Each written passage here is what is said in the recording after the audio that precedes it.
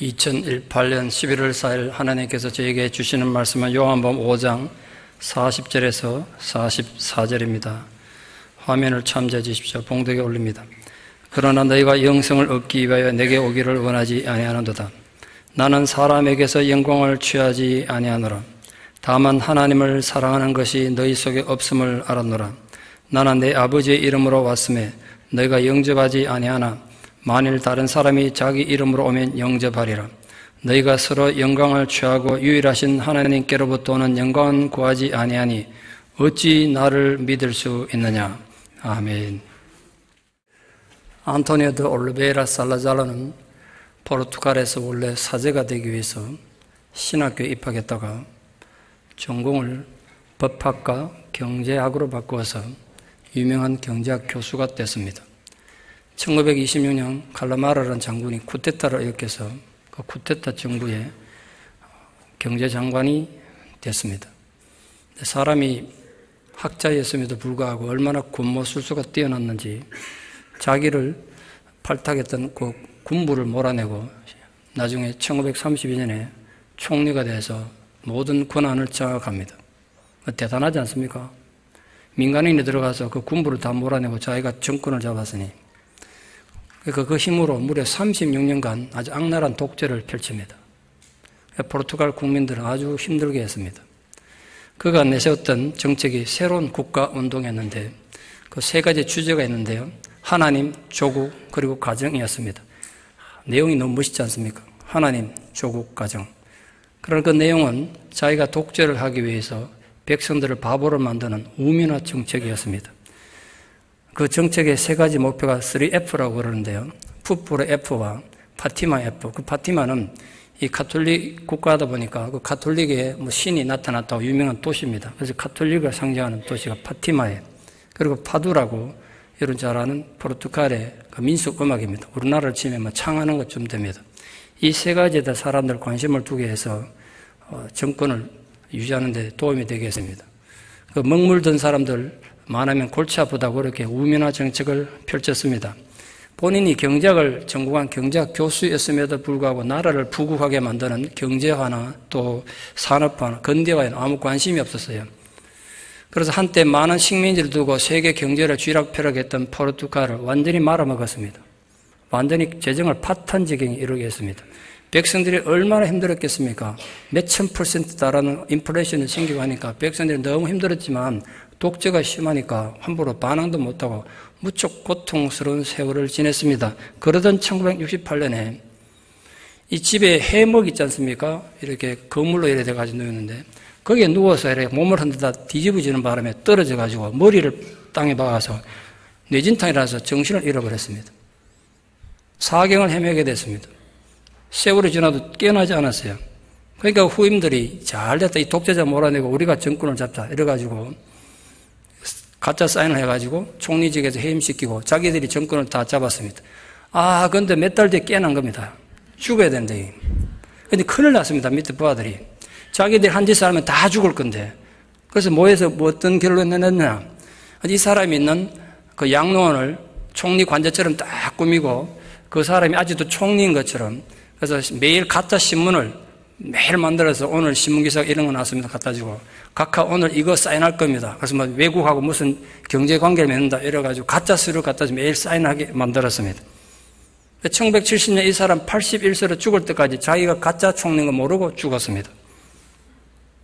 자신이 이미 모든 권력을 잃어버리고 아무런 힘도 없는 요양원의 노인네에 불과하다는 것을 끝내 인식하지 못한 채 아직도 자신의 명령 하나로 나라가 벌벌 떠는 그런 권력을 여전히 갖고 있다는 착각 속에 살다가 코미디 같은 죽음을 맞이한 살라자르는 가짜 총리, 어리석은 인간으로 역사에 기록이 됐습니다. 비웃음의 대상이 된 거죠. 오늘 본문의 주제는 그런 내용입니다. 가짜 신앙과 진짜 신앙. 가짜 신앙과 진짜 신앙을 구분하는 것도 굉장히 어렵겠습니다만 설령 우리가 진짜 신앙이 어떤 것인지 알았다 손치더라도 진짜 신앙을 선택하기가 무지 어렵다는 것이 우리 신앙의 심각한 장애고 한계입니다. 유대인들은 하나님의 사랑과 보호를 받는다는 선민의식에서 가짜신앙을 끝내 인식하지 못하다가 예수님 경고대로 비참한 최후를 맞이한 것이 성경에 기록되어 있습니다. 성경 속에 유대인들만의 착각이겠습니까? 혹시 우리들은 전혀 하나님과 상관도 없고 예수 그리스도에 대한 믿음을 전혀 갖고 있지 못하면서 스스로는 대단한 믿음의 사람이라고 착각하며 살고 있지는 않습니까?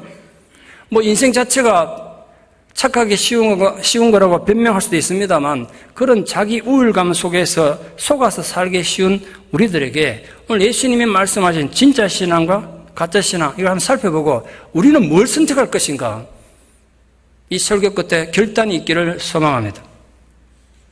예수님은 진짜 신앙의 기준으로서 다른 누구도 아닌 예수님 자신의 삶을 모범으로 오늘 제시하고 있었습니다. 이 신앙이 진짜인지 가장 중요한 기준을 예수님은 뭐라고 내세운지 아십니까? 나는 사람에게서 영광을 취하지 아니하노라. 사람들에게 영광을 취한다는 건 무슨 의미일까요? 한국의 일산의 조그마한 이름 없는 기획사에서 시작돼서 불과 몇 년 사이에 전 세계적인 그룹이 된 BTS 아십니까? 방탄소년단. 제가 지금 노래를 들어본 적은 없습니다만 지금 전 세계가 난립니다. 전 세계 수억 명의 팬들을 거느리고 아주 어린 나이에 법적으로는 그 문화행위를 한 지 15년이 지나야 훈장을 줄 수 있는데 이번에 한국에서 정부에서 법을 바꿔가면서까지 이들에게 전부 문화훈장을 다 줬습니다. 한국에서 이런 일이 처음이니까. 그들이 전 세계 어디를 가도 환호하고 미국 TV에 매일 나오죠.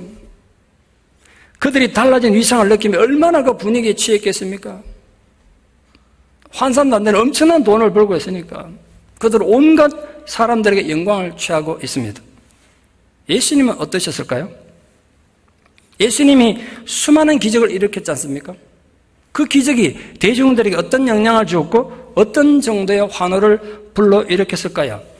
물론 성경 기록에 하면 사람들이 너무 환호해가지고 야, 이 사람 대단하다. 그래서 예수님을 심지어 왕으로 세우려고 왕으로 옹립하려고까지 했다는 거 보면 대단한 인기가 있었던 건 사실인 것 같습니다.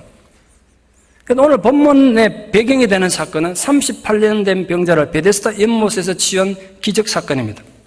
그 사건 하나만으로도 엄청난 영향을 주지 않았겠습니까?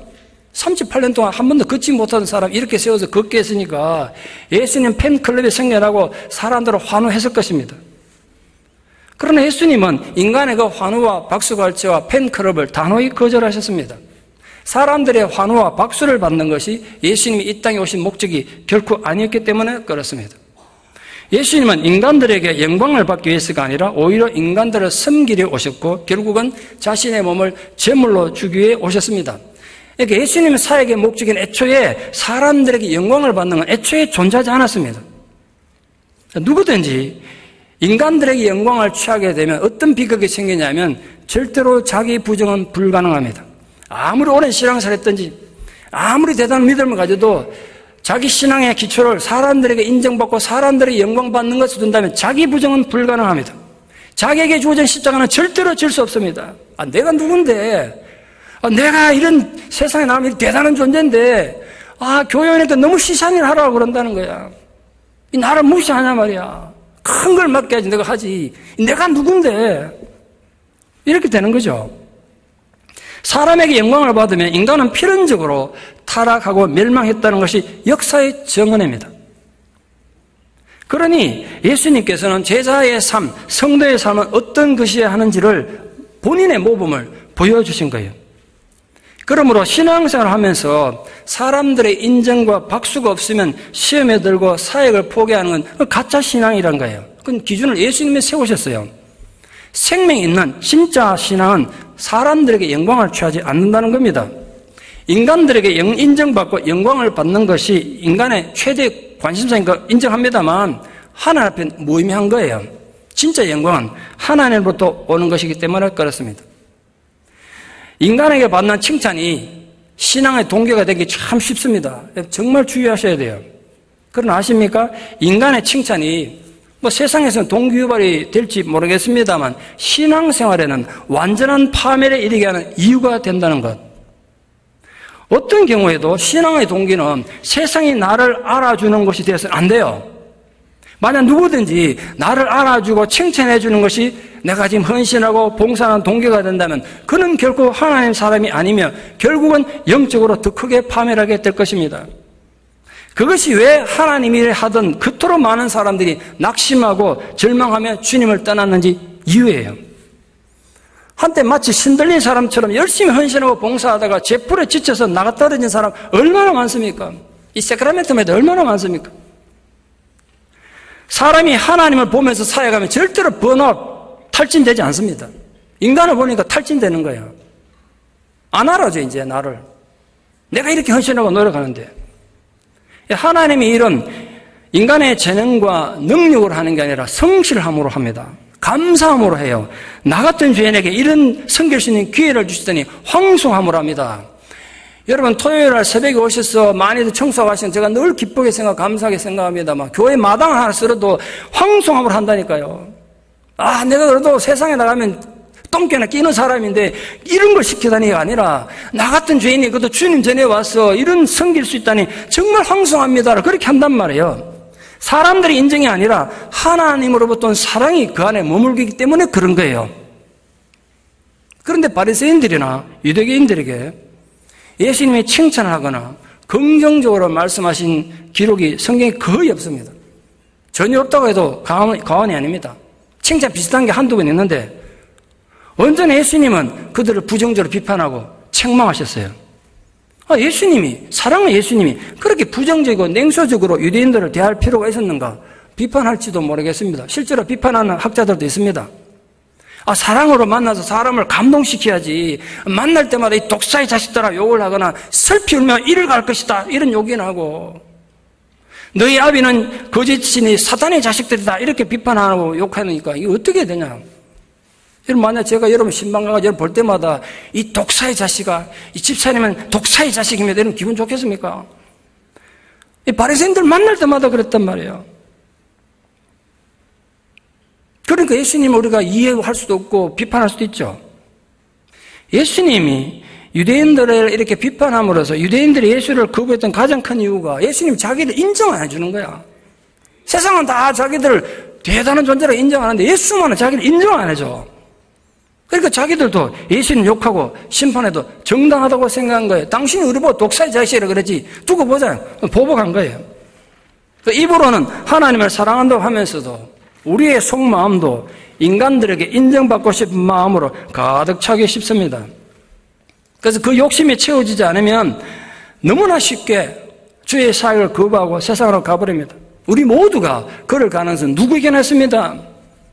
몇몇 사람들이 나를 인정하고 칭찬해 주는 게 그게 내 진짜 모습인지 착각해요. 그게 얼마나 무섭고 위험한 일입니까? 심지어는 하나님의 말씀보다도 목사의 아첨하는 설교를 더 듣기 원합니다. 이런 신앙 자세는 정말 치명적인 독이 될 거예요. 물론 여러분 칭찬은 고래도 춤추게 한다 그런 책도 다 있습니다만 신앙만은 칭찬을 먹고 자라지 않습니다. 여러분 신앙에 관한은 절대로 칭찬을 통해 자라지 않아요. 말씀을 통해서 하나님의 음성을 들으며 그 앞에서 자신을 적나라하게 깨달을 때 그때 신앙이 자라요. 목사가 성도들 칭찬하는 거 당연히 해야죠. 저도 좋은 일을 생각해요. 가능하면 이 수고하시는 분들 보면 아이고 집사님 장로님 수고하시는데 그러고 지나는 가요. 그러나 그게 굉장히 위험한 함정이 있어요. 그래서 제가 가능하면 칭찬 안 하려고. 그 목사님 차갑다는 소리 들어도 내가 안 하려고 하는 이유가 제 신앙 양심 때문에 그래요. 적어도 3가지 위험이 있어요. 그래서 목사님이 가능하면 칭찬 안 하는구나. 이유 3가지. 첫째, 모든 신앙의 목적은 제가 여러분 훈련하고 설교하는 목적은 여러분 스스로 하나님 앞에 홀로서는 신앙인이 되게 하기 위해서예요. 누가 알아줘도 몰라줘도 내 삶에 고난이 닥치면 하나님을 찾아가서 하나님 앞에 설 수 있는 자가 되게 하는 것. 그런데 계속 이렇게 누군가의 칭찬에 의해서 서는 사람은 자기 홀로 서기를 할 수가 없어요. 늘 누군가의 칭찬과 인정에 의해서만 자신의 신앙의 의미를 찾는 사람은 하나님을 만나기도 어려울 뿐더러 하나님 믿는 자체가 힘들어요. 또 칭찬하면 옆에 있는 다른 사람도 시험 들어. 아니 목사님이 저 집사님 칭찬하고 옛날 내 이해할 때는 칭찬 안 하던데 시험 드는 거예요. 두 번째, 계속해서 칭찬한다는 게 불가능해요. 한 번은 칭찬할 수 있어요. 근데 그 다음이 문제예요. 제가 아무 기십한 칭찬해서, 근데 그 다음에 똑같은 데 내가 바빠 그냥 지나가서 집사가 시험되는 거예요. 아니, 저 목사가 지난번에 나보고 칭찬하더니 이번엔 그냥 지나가네. 저 목사 마음이 변했나? 교만해졌나? 아, 생각하니까 기분 나쁘네. 빗자루 던져버리는 거냐. 웃는 분은 다 전과자야. 그런 일이 얼마나 많이 벌어져요. 실제로 그렇더라고요. 야, 칭찬은 너무 위험하구나. 저걸 깨달았어요. 세 번째로, 칭찬에 목매달면요, 그 사람 잘못을 지적하기 힘들어요. 제가 이 자리에 존재하는 이유는요, 여러분 귀에 들린 아침에는 해가지고 복 보고 잘 살아라, 뭐 이것도 의미 있겠습니다만, 진짜 중요한 건 여러분 영혼을 구원하는 거 아닙니까? 여러분 영혼을 구원하는 거 아니냐고요. 그러려면 저는 본능적으로 여러분의 죄를 지적해야 되고 이런 잘못을 지적해서 하나님 앞에 끌고 가야 하는데 그걸 못한다는 거야. 여러분과 내가 그런 안면을 바치면 그 칭찬하는 관계가 되고 칭찬받는 관계가 되고 서로 영광을 나누는 관계가 되면 그걸 못해요. 서로 영광을 구하고 함께 망하게 되고 어찌 나를 믿을 수 있느냐는 예수님의 한탄스러운 비판의 대상이 되고 만다는 거예요. 그런 면에서 유대인들의 신앙은 우상 숭배와 똑같았습니다. 대상은 하나님이고 열심히 믿었지만 우상 숭배했단 말이에요. 우상 숭배란 인간의 신을 만들어내고 그 만들어진 신들이 자신들의 성공과 복을 위해 존재하는 것으로 믿는 걸 우상 숭배라 그래요. 그러니까 유대인들은 하나님을 그렇게 믿은 거예요. 우상 숭배식으로 믿은 거예요. 그래서 예수님은 그런 윗선적인 인간들의 환호와 경배를 단호히 거부하셨습니다. 우리 예배는 예수님이 거부하지 않으실까요? 우리의 하나님에 대한 이해는 어떤 것입니까? 신앙의 연륜에 더해갈수록 그 질문을 두렵게 하지 않을 수가 없어요. 여러분한테 그런 내면의 질문이 스스로 좀 일어나기를 바라요. 나의 예배는 하나님 연락하실까? 하나님 나를 어떻게 보실까? 박 목사 여러분 어떻게 보니까 뭐 의미가 있습니까? 여러분 집사 장로가 나를 어떻게 보면 그 무슨 가치가 있어요? 진짜 신앙의 모범으로 자신을 예로 드신 예수님은 유대인들의 가짜 신앙을 오늘 본문에서 네 가지로 비판하셨습니다. 첫째, 유대인들의 마음속에는 종교적인 열심과 율법적 지식은 가득했는지 모르지만 가장 중요한 하나님에 대한 사랑은 없었습니다. 예수님이 영적인 의사가 돼가지고 영적인 그 수술칼을 예리하게 해부해서 그들의 가짜 신앙을 위선을 드러내신 거예요.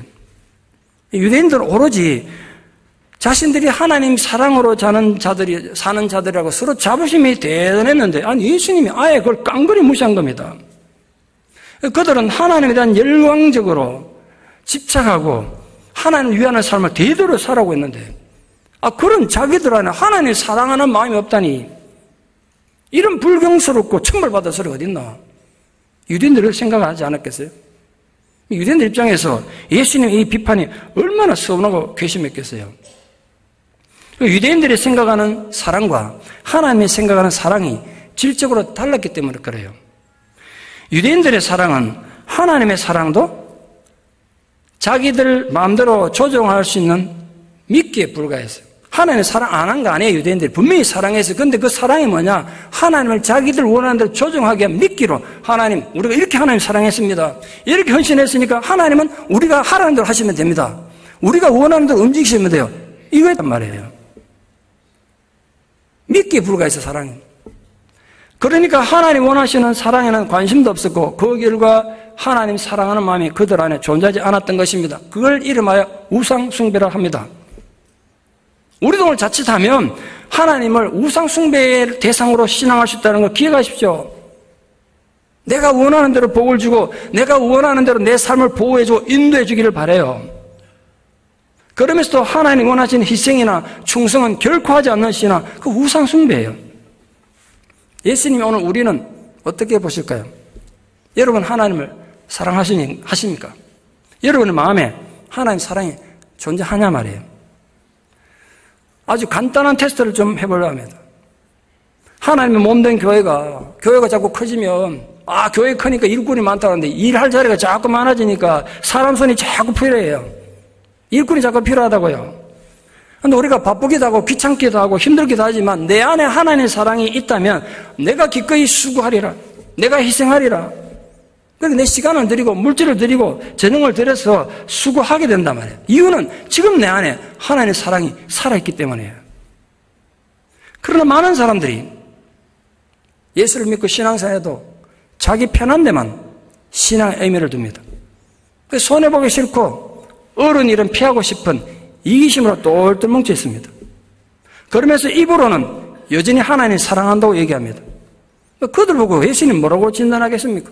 내가 너희들 보니 너희들 마음 안에 욕심과 탐욕과 이기심만 가득 찼는데 하나님에 대한 사랑은 전혀 없구나. 그러지 않으시겠습니까? 그러니까 유대인들 안에 하나님의 사랑이 없다는 건 그들이 하나님과 전혀 관계가 없는 걸 증명하는 거예요. 정말 우리 안에 하나님의 사랑이 있으면요, 그게 귀찮은 일이고 힘든 일이니까 제가 하겠습니다 이래야 된단 말이에요. 여러분 중에 그런 자들이 많이 일어나기를 바랍니다. 그건 여러분 선택의 몫이에요. 물론 책임도 여러분이 지는 겁니다. 어떻게 예수님께서 유대인들의 마음속에 하나님의 사랑이 없다는 걸 아셨을까요? 나무는 그 열매로 안다고 주님 말씀하셨습니다. 하나님에 대한 사랑도 열매로 아는 거예요. 가장 중요한 신앙의 열매는 일상의 삶이에요. 그러니까 유대인들의 일상의 삶의 태도를 보고 그들 안에 하나님의 사랑이 없다는 걸 아셨습니다. 유대인들은 생각과 말로는 뜨겁게 하나님의 사랑했지만 행동과 실천에서는 전혀 그렇지 않았습니다. 뭐 유대인들만 그렇습니까? 성장 중심으로 치닫는 한국교회가 깊이 새겨들어야 될 말씀 아닙니까? 한국인들 열심을 누가 따라갑니까? 주중에도 뭐 성경 보고 제자훈련하고 큐티하고 뭐 그런 나라가 없어요. 신학교도 많고 성도들의 지적 수준은 점점 높아가는데 정작 하나님의 사랑에 대해서는 관심도 없고 열심도 없는 게 현대 한국교회의 비극이 아닙니까? 여러분 속에는 정말 하나님의 사랑이 있습니까? 여러분이 있다고 생각하는 것하고 여러분 마음속에 실제로 하나님의 사랑이 진짜 머무는 것하고는 완전히 별개의 것이에요. 무엇으로 내 안에 하나님의 사랑이 머물고 있음을 증명할 수 있습니까? 두 가지만 말씀드립니다. 내 이웃에 대한 태도를 통해서 우리는 하나님의 사랑을 증명합니다. 내 이웃이 문제가 있고 때로는 도대체 사랑하는 구석이라고 눈꼽만침도 없지만 그를 품고 사랑하는 것이 하나님에 대한 사랑을 증명하는 겁니다. 사랑하기 힘든 사람이 있죠. 제가 이해해요. 여러분 하소연 들어보면 참 저도 기가 막힙니다. 왜 같은 인간으로 태어나서 그렇게 사는지 이해 안 될 때가 있죠. 그래도 사랑할 수 있기를 바랍니다. 그게 하나님 나를 사랑한 사랑이니까. 또한 그리스도의 몸이라고 일컬어지는 교회에 대하여 하나님의 사랑을 증명합니다. 교회가 진정 주님의 몸이라면 내가 섬기고 봉사하는 것이 사랑이에요. 뭐 성가되든 교회 청소하든 교회를 관리하든 차량 운전하든 앞으로는 여러분 차량 운전도 직접 하셔야 될 텐데 교회 안전을 지키고 주차 관리하는 등 여러분 손이 다 필요한 것이 너무 많아요. 지금 당장 필요한 일들에 손을 보태고 희생과 헌신을 함으로써 우리는 하나님에 대한 우리 사랑을 이론이 아닌 구체적인 행동으로 증명하는 거예요.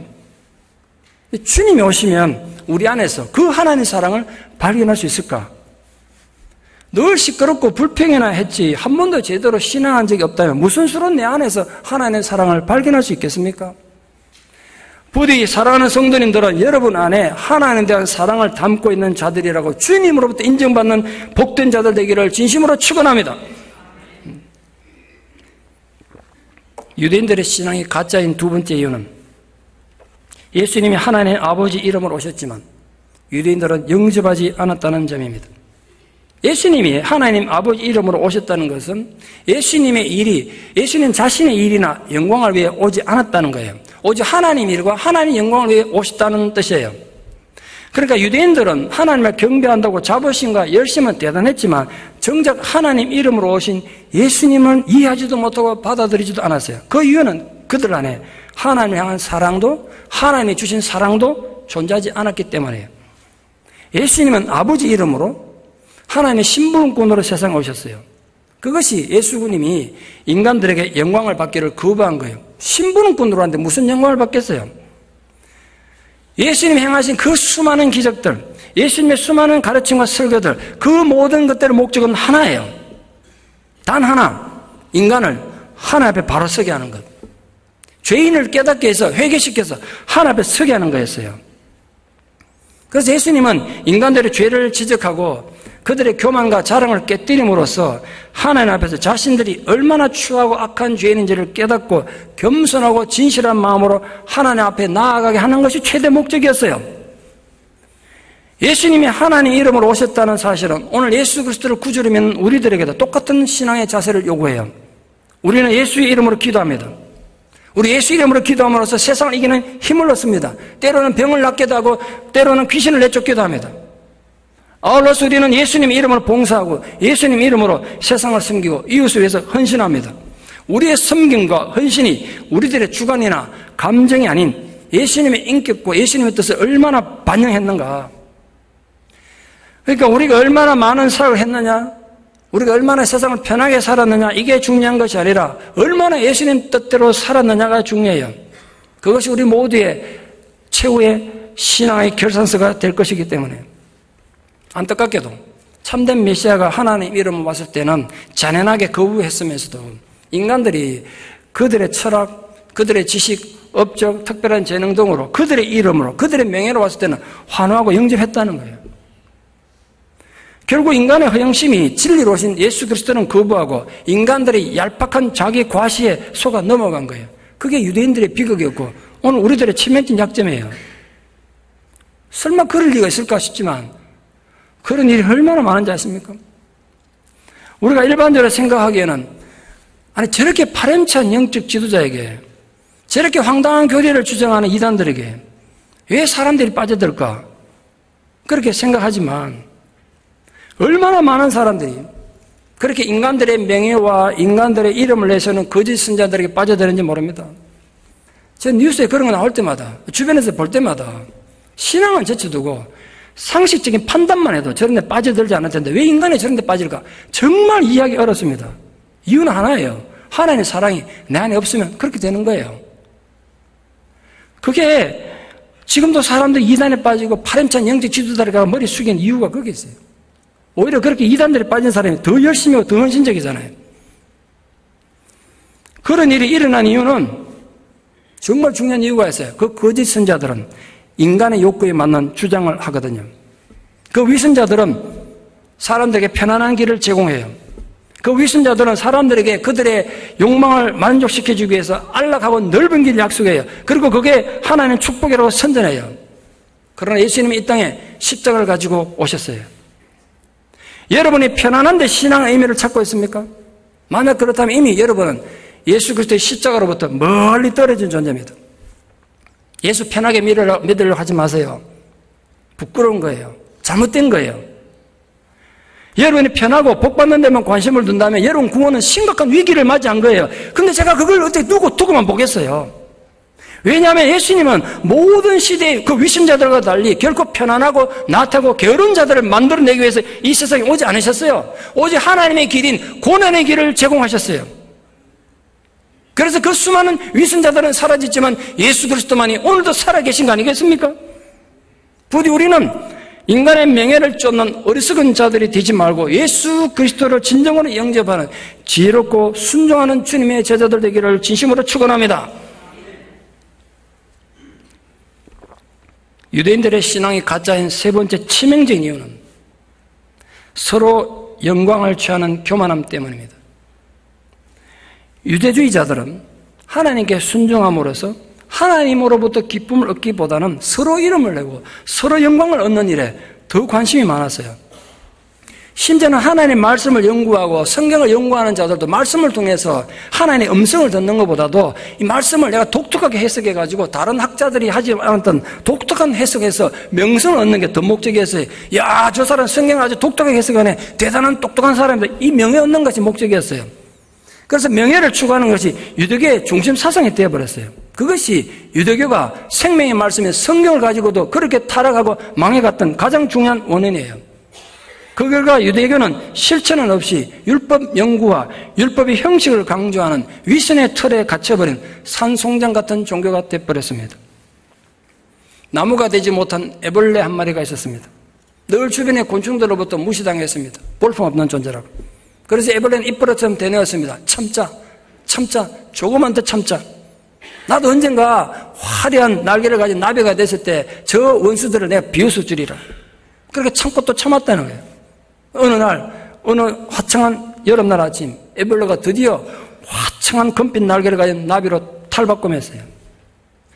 나비가 된 그 에벨레는 자신의 모습 보면서 너무 감격했습니다. 바로 이거야. 내가 원하던 삶 바로 이거야.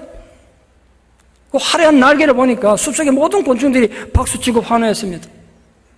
근데 한 가지, 이 나비가 된 에벨레가 생각하지 못한 게 있었습니다.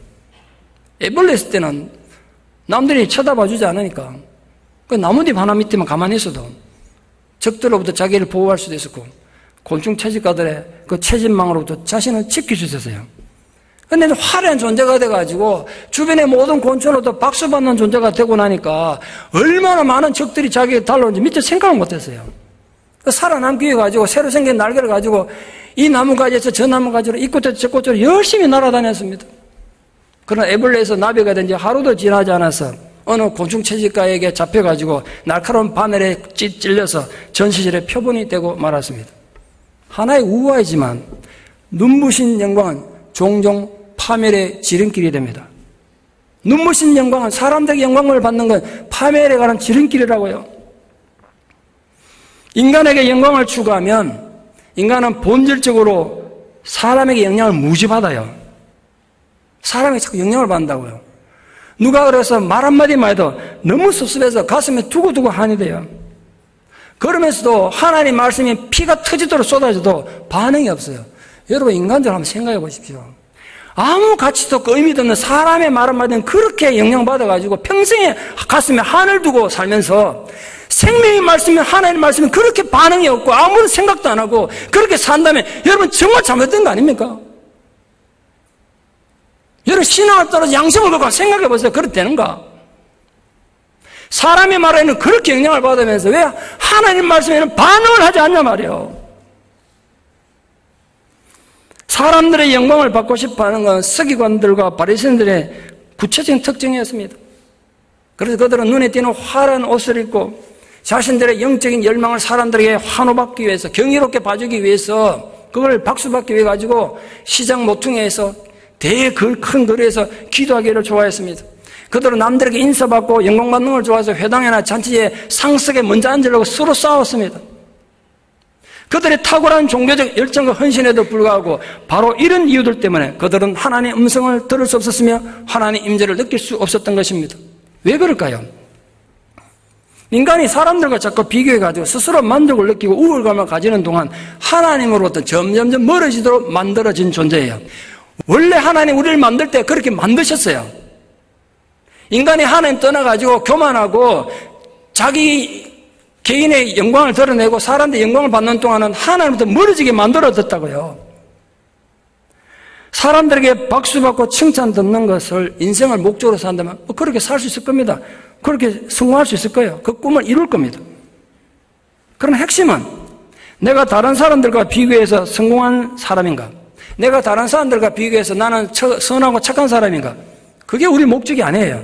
우리 본질은 나는 하나님만큼 선한 존재인가? 나는 하나님만큼 완전한 존재인가? 그 질문 앞에 나를 내세울 때 내 진짜 모습을 보게 돼요. 예수님이 세운 법칙이에요. 너희는 하늘 아버지처럼 온전하라. 기준이 그거란 거예요.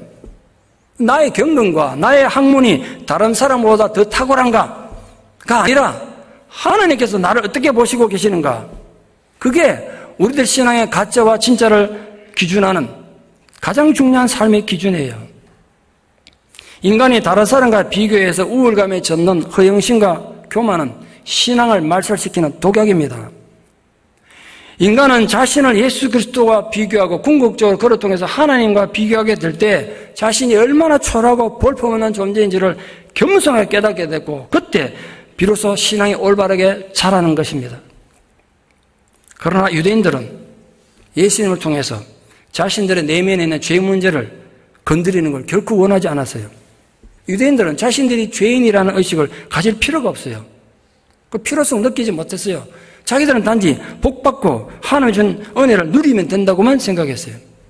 그래서 유대인들 신앙의 특징은 서로 박수 쳐주고 서로 높여주면서 서로 영광을 주고받는 것이었습니다. 야, 집사님 보니까 대단합니다. 아, 장로님, 권사님 대단합니다. 서로 높여주는데 의미를 가졌어요. 그러니까 자기들 내면에 어떤 추악함이 독사처럼 따리를 털고 있는지 알 필요가 없었어요. 자신들이 죄인이라는 의식이 없이 오로지 서로에게 영광을 돌렸던 거예요. 그런데 예수님은 그들의 죄를 지적하셨어요. 그들의 종교적 열정과 헌신을 칭찬하기는커녕 위선자라고 비판만 하셨어요. 유대인들 입장에서 예수란 존재가 얼마나 눈에 가시 같은 존재였을까요? 아마 건방지고 독선적이고 교만한 사입이라고 별의별 욕을 다 했을 것 같아요. 그러나 예수님은 인간에게 칭찬이란 얼마나 무서운 독인지 너무나 잘 알고 계셨어요. 그래서 인간에게 인정받는 것도 거절했지만 인간에게 아첨하는 것도 거부하셨어요. 오직 그들의 죄를 드러내어서 하나님 앞에 서게 하는 것이 예수님 사역의 핵심이었습니다. 교회는 사람들의 재능과 수고에 대해서 알아주고 칭찬해주는 얄팍함을 통해서 열심을 내게 하는 것이 절대로 아니에요. 교회는 죄인을 데려다가 하나님 앞으로 인도하기 위해서 만들어진 주님의 몸이에요. 그러므로 언제나 우리가 가장 필요한 것은 서로가 서로에게 칭찬하고 서로의 영광을 취하는 것이 아니라 말씀을 통해서 하나님 앞에 바로 서는 거예요. 우리 교회는 그런 교회가 되어야 해요. 우리 교회가 어떤 교회인지 좀 알고 다니십시오. 그것이 우리의 최고 관심사여야 해요. 잊지 마십시오. 교회에서 사람을 바라보고 기대하고 서로 영광을 취하는 순간 하나님으로부터 점점 멀어져요. 우리는 그런 교회가 절대로 되지 않기를 바랍니다. 가짜 신앙의 네 번째 모습은 서로 영광을 취하면서 하나님으로부터 오는 영광을 구하지 않는 인간들의 어리석음과 얄팍함을 주님이 지적하셨습니다. 바벨탑을 지었던 때로부터 인간은 본능적으로 자기들의 영광을 드러내서 서로 자랑하고 서로 비위를 맞추면서 하나님께 돌아갈 영광을 도둑질했어요. 사단이 그래서 시작됐단 말이에요. 이 유대인들은 당장 눈앞에 보이는 인간들의 힘과 그 권세와 재능에 대해서 마치 하나님을 경배하듯이 서로 찬사를 보내고 서로 떠받들면서도 정작 하나님께로부터 오는 영광에 대해서는 한 번도 간절하게 찾으려고 하지 않았다는 것을 예수님 지적해요. 하나님을 진정으로 사랑하지도 않으면서 종교적인 인간의 노력과 규칙을 기준으로 서로 행동을 평가해서 높여주고 심지어는 그런 인간을 닮아가려고 그를 본받으려고 하는 어처구니 없는 모습을 보였습니다. 그건 하나님에 대한 배신이라고 예수님 지금 날카롭게 비판하신 것입니다. 그때나 지금이나 마찬가지 아니겠습니까? 결론적으로 예수님이 심각한 말씀을 이렇게 하셨어요. 그런 가짜 신앙을 가지고 너희들이 어찌 나를 믿을 수 있느냐. 유대인들이 예수를 믿을 수 없었던 이유는 하나예요. 가짜 신앙 때문에요. 유대인들에 대한 예수님의 절망적 표현이자 심각한 경고의 말씀이에요. 너희들은 희망이 없다는 최종적인 선언 아닙니까? 이보다 더 무서운 심판이 어디 있습니까? 너희들이 왜곡된 종교 행위와 인간적인 허영심과 교만으로 서로 영광을 취하고 자아도취에 빠져있는데 어찌 진실된 믿음을 가질 수 있겠냐는 거예요. 우리는 서로 영광을 취하는 자들 아닙니까? 그래서 예수님께서 우리들 보고도 너희들이 그런 상황인데 어찌 믿음을 가질 수 있느냐? 어떻게 나를 믿을 수 있겠느냐?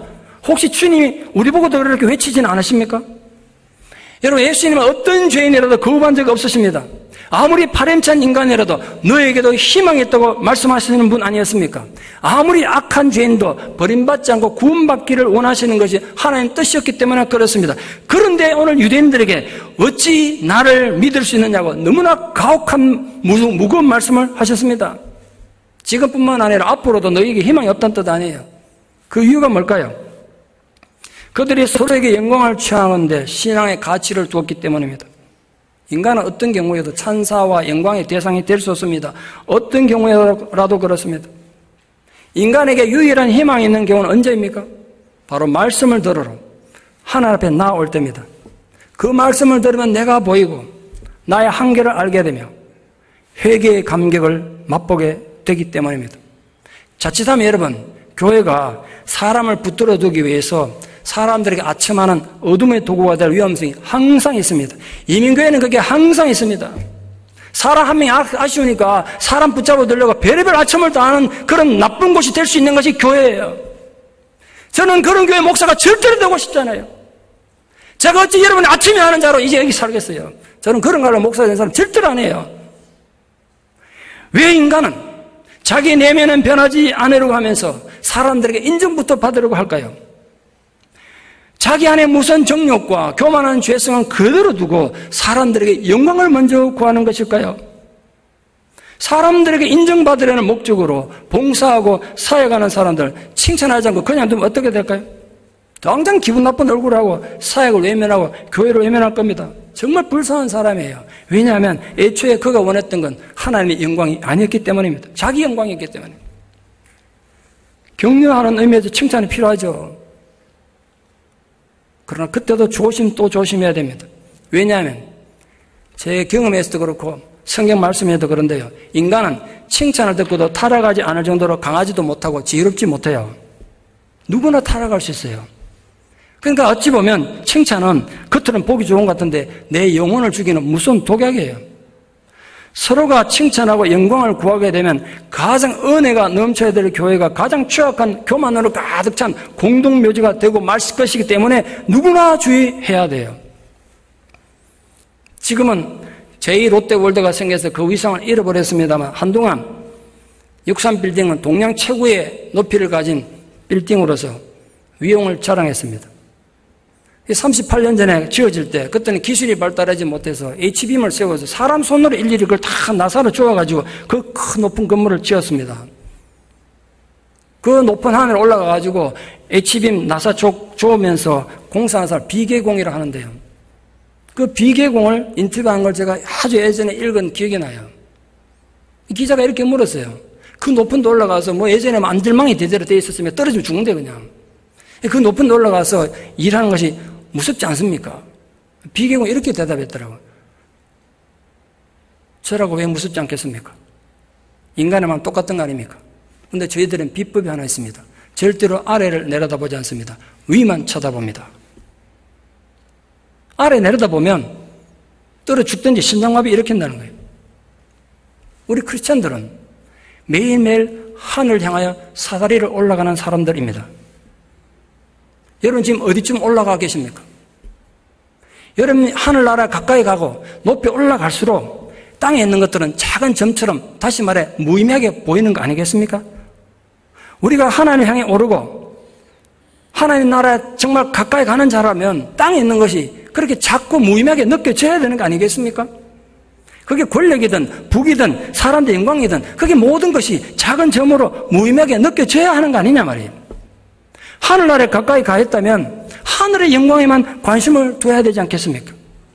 높은 곳에서 바라봐야 땅에 떨어지지 않죠. 근데 그 높은 곳에서 만약 사람들이 박수치고 화난다고 거기에 관심을 두다가는 떨어져 죽는단 말이에요. 위만 바라보십시오. 왜 예수를 영접했다는 자들이 그렇게 쉽게 시험에 듭니까? 왜 예수를 믿는 자들이 예수를 신앙하는 자들이 그렇게 가볍게 사람에게 영향을 받습니까? 그렇게 이기적입니까? 그렇게 철이 없습니까? 그런 질문을 대하면 우리가 진정 예수 그리스도를 영접한 자인지 하나님을 믿는 자인지 질문을 되묻지 않을 수 없습니다.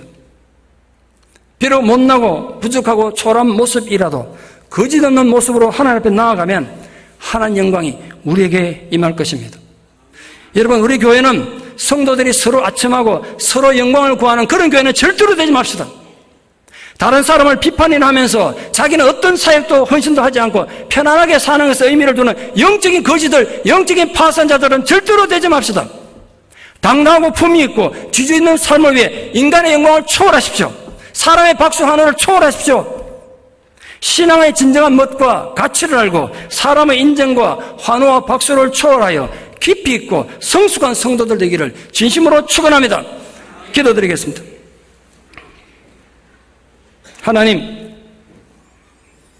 하나님께서 우리를 하나님의 자녀로 부르시고 주의 제자로 세우셨습니다. 그것은 오직 우리의 삶의 목적이 하나님께만 있음을, 이 땅이 아니라 저 높은 하늘에 있음을 우리에게 기대하셨기 때문입니다. 그런데도 우리들은 얄팍한 인간의 교만과 비교의식과 우월감으로 남들과 비교하여 자기를 드러내고 서로 영광을 취하며 자아도취하고 있는 거짓되고 불순종한 삶을 너무나 오랫동안 살아왔음을 진심으로 회개합니다.